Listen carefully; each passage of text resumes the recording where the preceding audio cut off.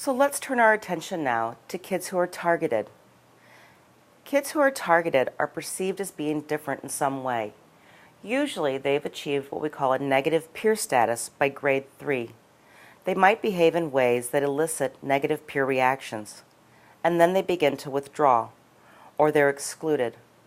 Many times social withdrawal is the result of exclusion, which has a negative spiral effect. There are kids who cannot or will not defend themselves, and that leads to repeated victimization. These kids become increasingly powerless to defend themselves. Kids who are targets often lack the interpersonal skills to develop friendships. Many times, they don't even have one good friend. Targeted kids also have a higher prevalence of overprotective parents or school personnel.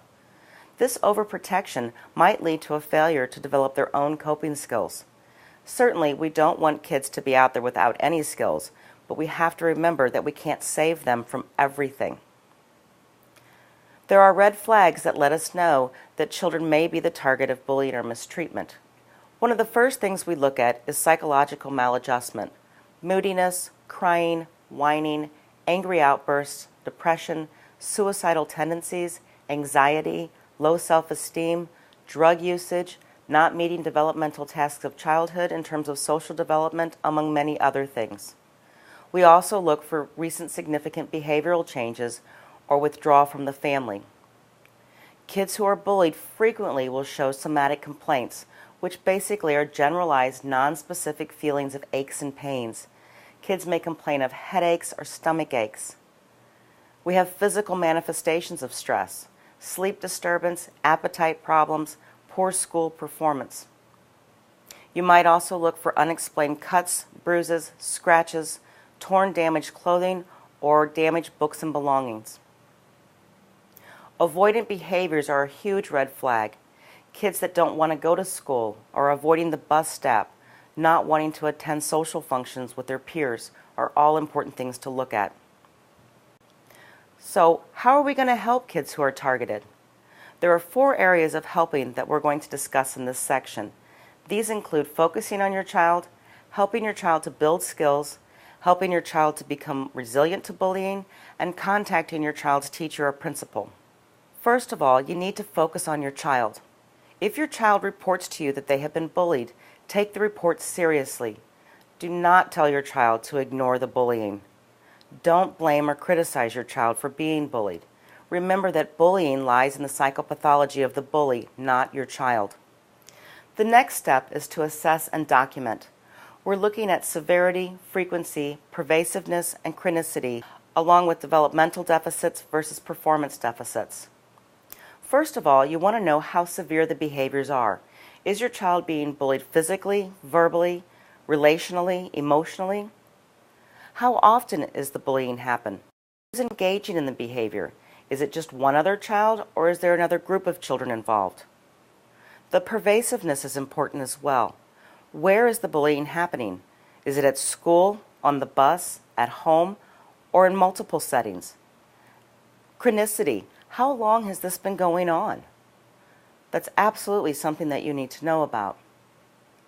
You need to support your child. Empathize with them.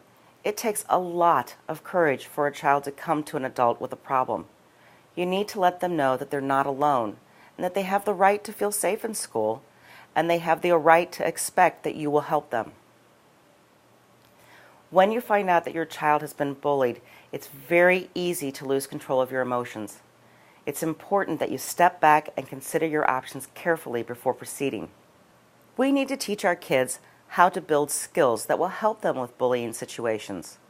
We need to teach our children and practice with them how to provide information that we were going to need to help them. We need to know who, what, how often, where, and who else was involved in bullying. We need to help our kids make a plan of action to address the situation safely. Just like we teach our children how to respond in an emergency situation such as a fire, we need to teach safety strategies such as asking for help and role-playing difficult situations. What would they like to say or do without becoming a bully themselves?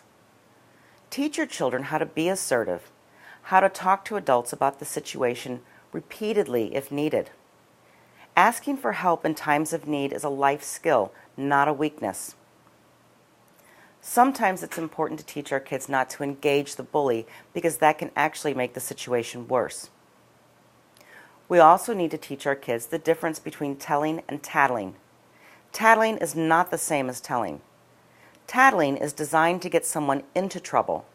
Telling or reporting is designed to get someone out of trouble, and our kids need to know the difference. We need to check our kids' social skills. Is your child being bullied because perhaps they have a learning disability, or is it because they lack social skills? There's a difference in what you're going to need to do depending on what the result is.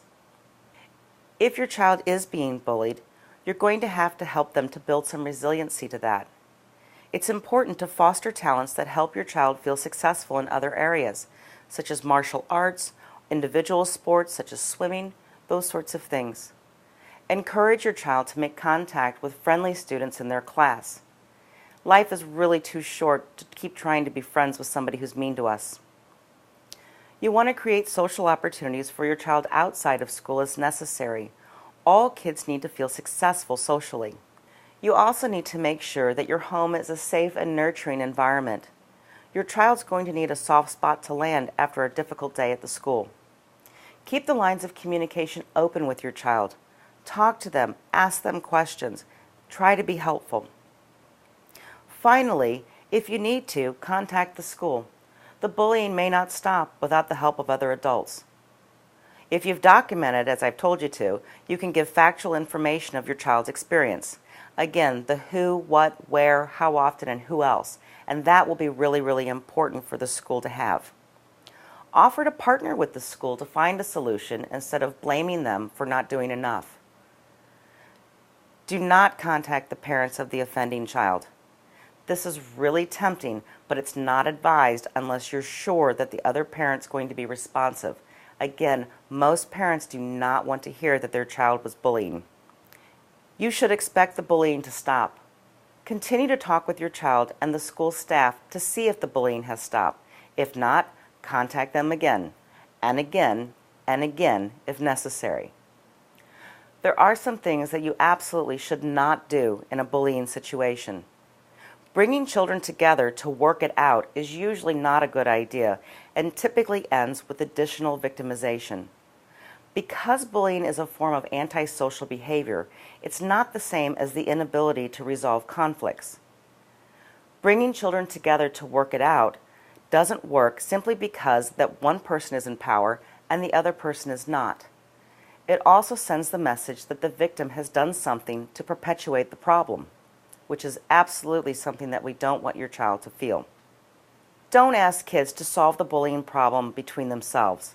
Again, there's a power differential, and if your child is the target, they may not feel like they have enough power to stand up for themselves. Finally, do not encourage the victim or the target to retaliate. It's tempting, but it's not going to make the situation any better.